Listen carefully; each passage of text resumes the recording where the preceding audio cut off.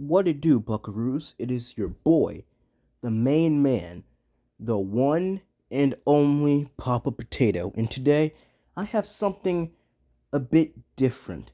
This isn't a scripted video like my normal videos, but it will be edited. This is simply my random, rambling thoughts on specific subjects. I might make this a series because I want to put out more content, 2 to 3 videos a week, and I don't need to script every video for every video I put out. If I do that, I'm going to go insane. I might become disenchanted with writing as a whole, like I already have done in the past. But I am developing a script right now. It's basically going over 4 to 5 of the most tragic deaths and the most depressing deaths in the Transformers franchise. I am currently in the scripting stage, and it will reach recording and editing and uploading by the end of this week, I hope.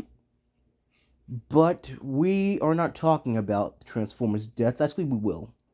We'll talk about them a bit, but we are going to talk about something that it's been on my mind since I watched it last year, and that is Transformers Rise of the Beast, as I'm sure you can already tell. Now, I have interacted with multiple Transformers fans that hate that fucking movie. Like, my only friend who likes Transformers, like my only Transformers fan friend, says he doesn't like the movie. And at first at first I thought he was just being a dumbass, but the more I thought about it, the more I understood it. Because as a Transformers fan, I have multiple issues with the film, and as a fan of cinema in general, I have multiple issues with the film. But I easily put it in the Revenge of the Fallen category, to where it's an enjoyable movie. If I turned it on, like if I don't watch for like 2 or 3 years, I just turn it on randomly, I'm going to have a good time watching it. But there are multiple issues with the film that, I'm not the biggest fan of. You see, that this is where the rambling part shines through.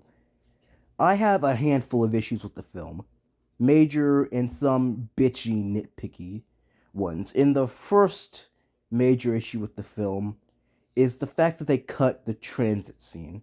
Now, I know I'm definitely not the first person to complain about them cutting the transit scene, but to be completely honest, it was a bad idea. Because this film is obviously connected to Bumblebee. This is not a part of the Bayverse pentology. This is its own new universe. And there are 7 canonical years between Bumblebee and Rise of the Beast. I'm pretty sure Bumblebee is 1987, and Rise of the Beast is 1994, 1995. I haven't checked. I'll look it up later. But the fact that the Decepticons are such a major threat in Bumblebee, but they don't even get a mention beyond a quick cameo, as you see, like, I'm pretty sure 1 or 2 Decepticon insignias on Scourge, because, he hunts down a lot of Cybertronians. You see Wreckers, you see Elite Guard, you see Predacons and Maximals and Autobots. Like, the majority of the major factions throughout the brand, throughout the franchise, you see it on him. You see Decepticon insignia. But I feel like, even though I don't have that much of an issue, like, unlike most people, I don't have much of an issue with them not including Megatron in this film, because I'm of the mind that not every Transformers film needs Megatron as an antagonist. The Transformers brand has plenty of badass, well-written Transformers antagonists that aren't Megatron. Like Lockdown, he was an absolute menace in both animated and the Bayverse mythology, and he was an independent. He was factionless in animated too, I'm pretty sure. But in the Bayverse mythology, is easily the best Lockdown in the entire franchise, and the best, one of objectively the best antagonist in the films. He's one of the main reasons Age of Extinction is my favorite and the best Transformers film. You have the Quintessons, you have Unicron, You have the Vok. Like, there are plenty of other. You even have some psychopathic human villains, like Silas from the Aligned Continuity and Harold Attinger from the Bayverse Pentology. Like, is a wide variety of good Transformers villains that aren't Megatron, so I don't have much of an issue with Megatron not appearing in a film. My issue with this film is the fact that the Decepticons aren't even mentioned. Like, the Autobots were chased off of Cybertron in Bumblebee, and they were a major threat. They were a force to be reckoned with. The Autobots were a small rebel group with rapidly depleting numbers, and the Decepticons, I'm assuming, were the military. That's why they were such a major threat. But here, they aren't even mentioned. They don't get a name. They don't get named. And the transit scene could have fixed that. That establishes what the hell the Autobots have been doing in the past 7 years between Bumblebee and Rise of the Beasts. And on top of that, it helped. It included a really good character too. Like, even if he dies, even if the scene is short, not only is it a good setup for Optimus Prime's character arc throughout the film, not only is it a good action scene to introduce audiences to, not only does Transit's design look fucking amazing, absolutely, but overall, it's an objectively better way to introduce the film than the generic scene on the Jungle Planet, which is obviously Eucharis. There's no way in hell the Jungle Planet isn't Eucharis, but the Jungle Planet that goes unnamed, that's obviously Eucharis at the beginning of the film. And what I would have done is I would have spliced both these scenes. Like, give me a solid reason why you couldn't have Optimus Prime's transit scene and Optimus Primal's escape scene together at the beginning. You could have it cut from one to the other. Every punch cuts to the other, and it ends with Optimus throwing Transit's corpse into the river. I'm pretty sure it's the Hudson River. No, the Hudson River isn't in New York, I'm pretty sure. Whatever. I'm not that good with geography. I am better than most Zoomers, but I'm not that good with geography. But it could have shown that and shown Optimus Primal escaping the planet. That would have been a badass scene. But they didn't include it. And I don't like that. The transit scene was great. It helped tie continuity together. And it's one of the few things that helped bind the continuity between this and Bumblebee. Like, another thing was Charlie being mentioned, which is completely omitted from this film. Optimus simply refers to Charlie as one human, which I don't like that. She was such a big part of the last film. She's literally the Sam Witwicky of this universe. And they just don't even mention her by name outside of the Spanish dub, I'm pretty sure. I think it was a Spanish dub, I'm not entirely sure. I don't like that. But that's just one of my issues with the film. Another issue with the film is how they misuse the Maximals in this film. This film is titled Rise of the Beasts, and while I didn't expect the entire Maximal cast and the entire Predacon cast to show up in this film, I won't pretend that I wasn't a little disappointed with how much they were underutilized.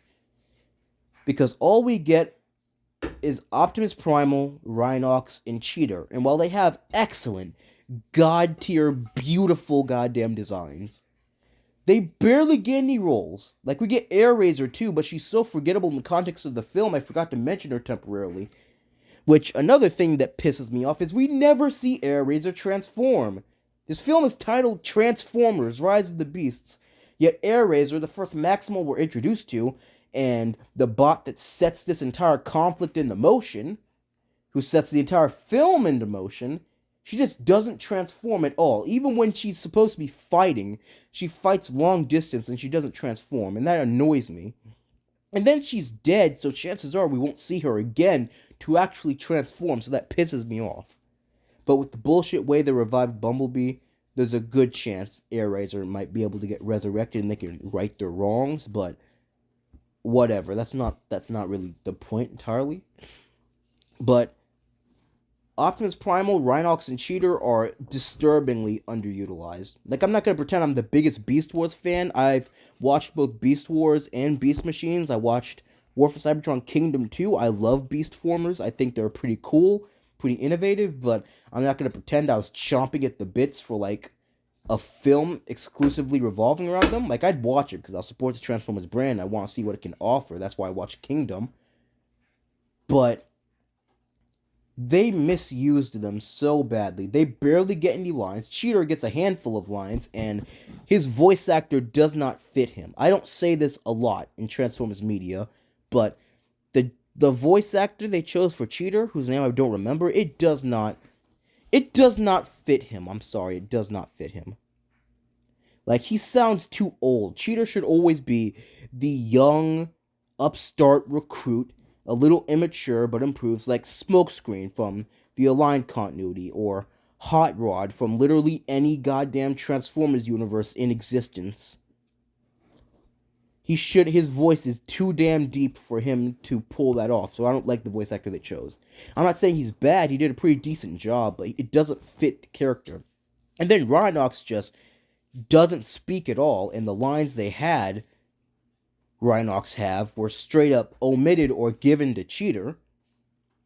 So that kind of hurts, to be completely honest. I don't like that shit.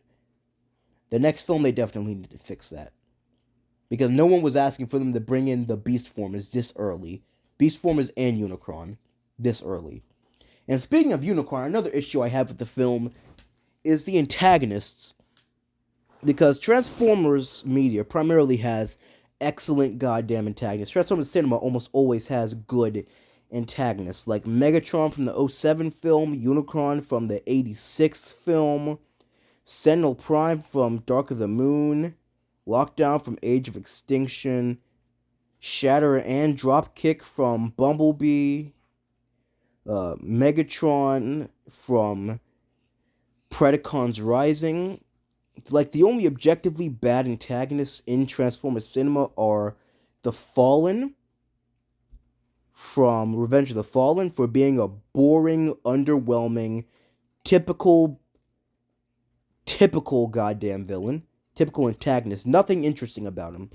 Megatron is charmingly evil and barbaric. Sentinel Prime he's evil as shit, but you understand why he's doing what he's doing. He's sympathetic, even if he is an evil piece of shit that you cheer for seeing him die. Lockdown is the fucking GOAT. He doesn't care for the Autobot-Decepticon conflict. He hates all of them. He's just doing his job, and he does it perfectly. And he's willing to kill and slaughter anything and everyone that gets in his way, even lowering himself to interact with humans, creatures he doesn't hate, but he doesn't like them a lot. And then Unicron from the 1986 film is a straight up fucking menace. Again, he's like 2007 Megatron, and ironically Beast, and ironically Predacons Rising Megatron. And Unicron. He is charmingly evil, like hamming it up evil. Like, he's perfect. He's the fucking GOAT. But still, the antagonists in Rise of the Beasts are just not it. Outside of design, none of the antagonists are interesting in any way, shape, or form.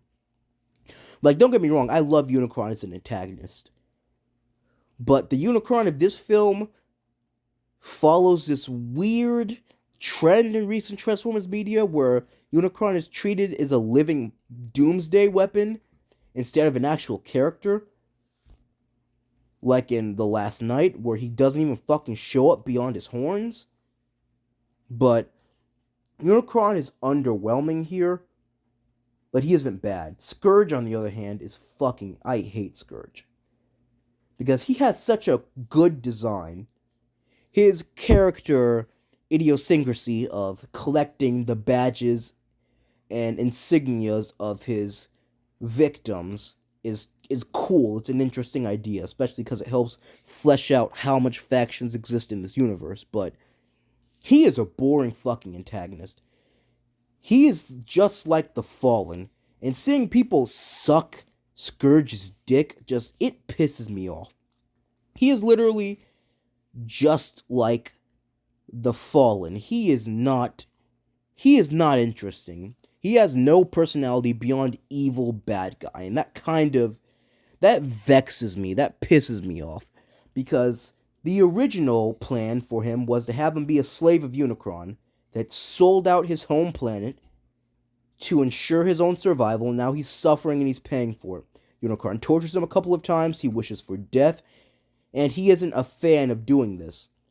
But the variation of Scourge we got was a forgettable, evil, mustache-twirling bad guy that ties beautiful white women to train tracks. That's what we got.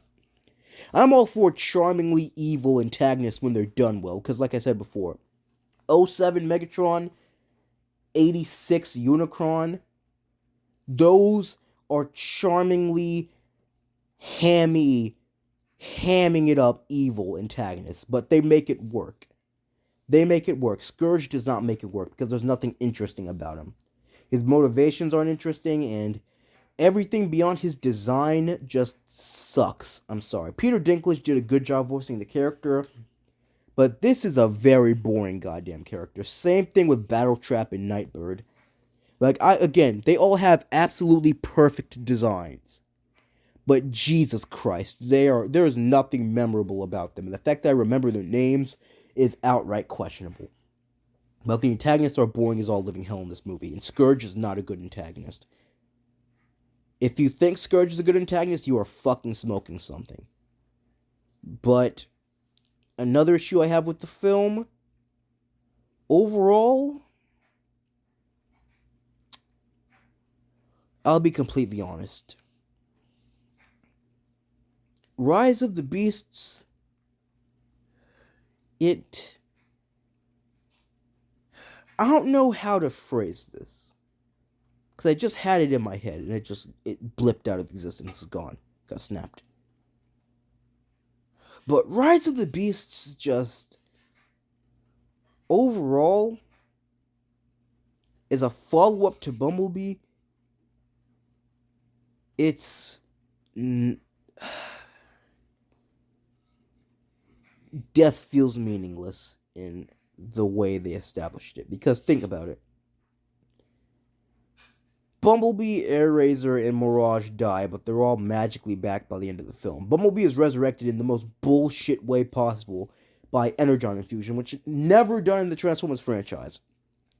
I could at least understand if they were like siphoning process Energon into his veins to resurrect him, but no, they don't. And that's fucking stupid. Bumblebee died in the previous film in this universe, and he died again for the sake of shock value. His death has no meaning because we all knew he was coming back. We all know Hasbro does not have the balls to kill Bumblebee, unless this is the IDW universe. Unless IDW is making this, you will never see Bumblebee die and stay dead. Like, at all. You see him die in animated and he comes back. The Aligned Continuity, he dies and he comes back. Bay vs. Pentology, he doesn't technically die, but he gets blown to pieces and he comes back. Pause. So his death in this felt completely pointless and meaningless. It was pretty obnoxious. While I won't pretend the scene where he comes back that's set to Mama Said Knock You Out by LL Cool J didn't have me hyped, I think I had the biggest smile on my face. My entire theater was going wild. They were going nuts for that scene. But it still felt pointless, you know? There's no reason for him to die outside of shock value. Like, if they at least went the original route, like what was in, like, the concept art, early development, where they put him in, like, a healing chamber, like they had in the Beast era and the Aligned Continuity, I could at least understand that. Because it shows he isn't actually fully dead. He's just slowly healing until he gets back into full shape, which is still a fucking cop-out, but considering the first film in this universe entirely revolves around Bumblebee and his story, I didn't mind not seeing Bumblebee in this film. Because the Transformers franchise has too many goddamn richly well-developed, well-written characters for them to constantly rely on Optimus Prime, Bumblebee, Megatron, and Starscream. Like, I want to see Jazz, Ratchet, Ironhide, Hound, a Bay vs. Pentology-inspired Crosshairs. Drift would work extremely well. I think a Drift solo film that shows them go from Decepticon to Autobot, with the Decepticon Justice Division as the main antagonist, I developed that. I think that would be great. Like, Drift, Optimus Prime, and maybe Megatron are the only Transformers characters that could carry their own film and have it still be entertaining. But we need to stop relying on Bumblebee so much. Like, I'm tired of seeing so much Transformers media where Bumblebee is the main protagonist. Too many good Transformers characters to continually rely on Bumblebee over and over again. It gets annoying. But Rise of the Beasts wasn't a bad movie. I enjoyed it. Like, there are multiple aspects I enjoyed. I don't want to be a Debbie Downer shitting on the film because I enjoyed them bringing back Steve Jablonsky's score. I enjoyed them giving us a more violent and bloodthirsty Optimus Prime that's bloodthirsty without the psychotic one-liners, because I still love Bayver's Pentology Optimus Prime, and I'll still defend my position that there is not a single kill at Bayver's Optimus Prime's hands that wasn't innately justified. Like shitheads that point to Megatron offering a truce while waving a goddamn shotgun and orchestrating a human holocaust where 1,300 people were murdered and Decepticons were chasing humans through the street and incinerating them. Or Sentinel Prime begging for his life minutes after trying to murder Optimus Prime for the second goddamn time and murdering Ironhide in cold blood. Or killing Harold Attinger, a man who tried to have a 17-year-old girl's head blown the fuck to pieces in front of her father, who was seconds away from slaughtering Cade, shooting him in the head, painting the walls, just like he tried to have his, like, just like how he tried to have done to his daughter, and the man directly responsible for the deaths of many Autobots, so their bodies could be melted down and turned into military slave drones. And who, including Ratchet, like, Bayver's Pentology Optimus Prime's kills are all justified. There's no objective reason. There's no objective way you could claim that he wasn't in the right, because he's only ever killing to defend himself or defend others. But the only thing about that I don't like is how those psychotic one-liners that get memed, like, you die, and give me your face, and, like, I don't like him doing that shit. But I liked the way he executed Scourge, especially with the, it's time to show you the real power of a Prime. Like, that was badass. That was badass. And encapsulated that Bayverse Pentology energy while supplementing it with other incarnations of the characters, of the character of Optimus Prime. And I'll say that again, like, Rise of the Beasts did a really good job. It does what the Transformers franchise does best: coalesce previous iterations of the franchise into one.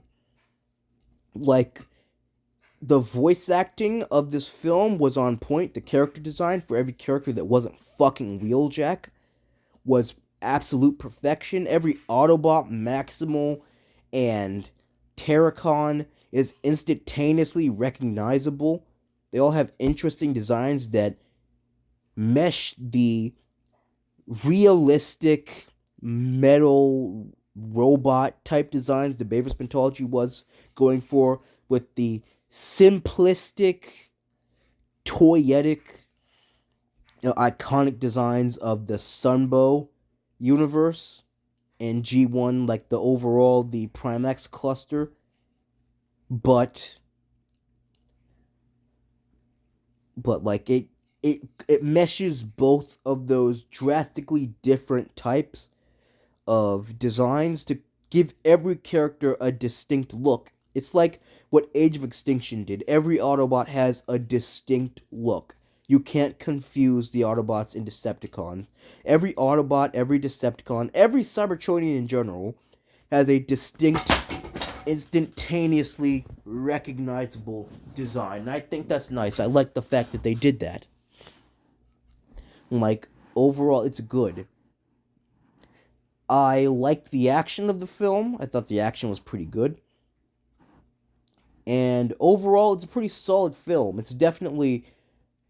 okay, it's a pretty mediocre Transformers film. It's a good 6 out of 10. Like, I'd put it alongside Revenge of the Fallen for Transformers films. Like, I'd put it alongside Transformers Revenge of the Fallen, Transformers The Last Knight. A good 6 out of 10. It's like, it's not a film you should watch unless you're a hardcore Transformers fan that'll get enjoyment out of it regardless. B, you haven't watched it in multiple years and you want to watch it again, to which you'll get enjoyment out of it. Or C, you have friends with you who are also Transformers fans. Those are the only times you should really be driven to watch it. It's still a decent film. But before I leave, I do want to go over how I think the sequel to Rise of the Beasts should go, because Rise of the Beasts was confirmed for a sequel. It probably won't be happening until 2025 or 2026, because the animated prequel, Transformers 1, which I hope Transformers 1 is canon to this universe, but it probably won't be, considering how much is diverging. But there's a chance it might be canon to these films, because Bumblebee and Rise of the Beasts are a pretty good universe. It's a good Transformers universe. It's righting the wrongs of the Bayverse pentology while actively incorporating everything that made it good with every other aspect of the franchise to make an overall good piece of Transformers media, like Transformers Prime and Transformers Animated. And take a shot every time I say Transformers, and you will be fucking dead by the time this video is done. You will hit the floor. But here is what I think they should fix by the next film. Number 1, introduce the Decepticons, reintroduce the Decepticons. The Decepticons were such a major threat in Bumblebee, and having them just not show up in Rise of the Beasts was kind of vexing.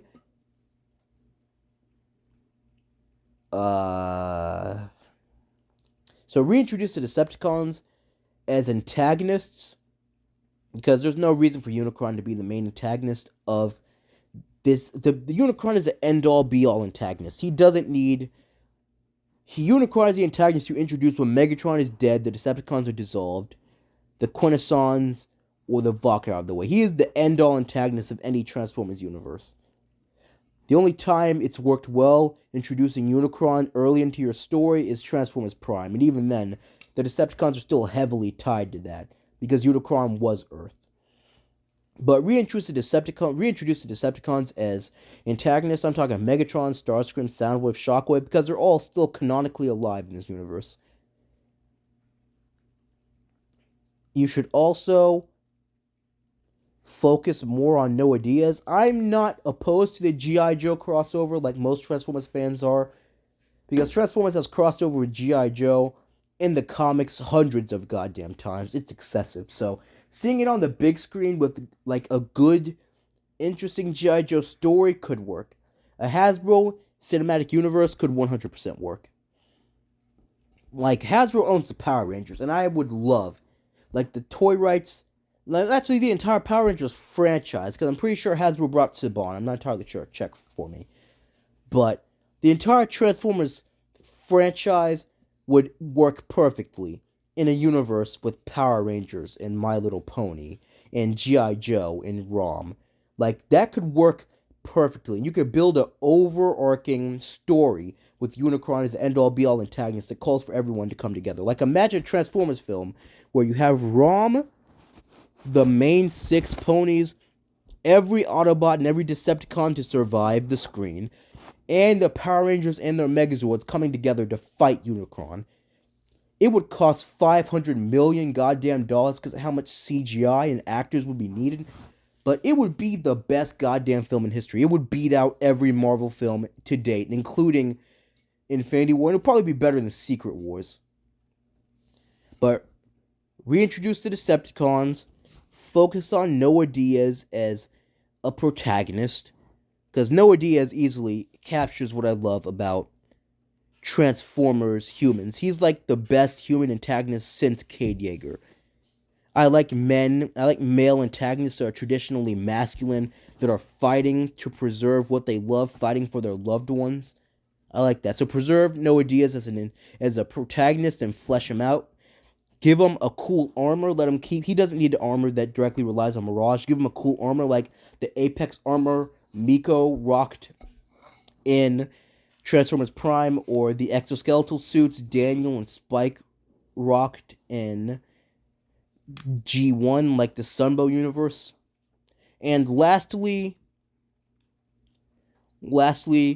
you need to flesh out this universe more. You need to build up this universe to get more. You need to make this universe more rounded, per se. You need to flesh out the Decepticons as antagonists, describe why the Autobots and Decepticons are at war, show the final days of Cybertron. You need to get into this. Take influence from IDW and make and flesh out this Transformers universe.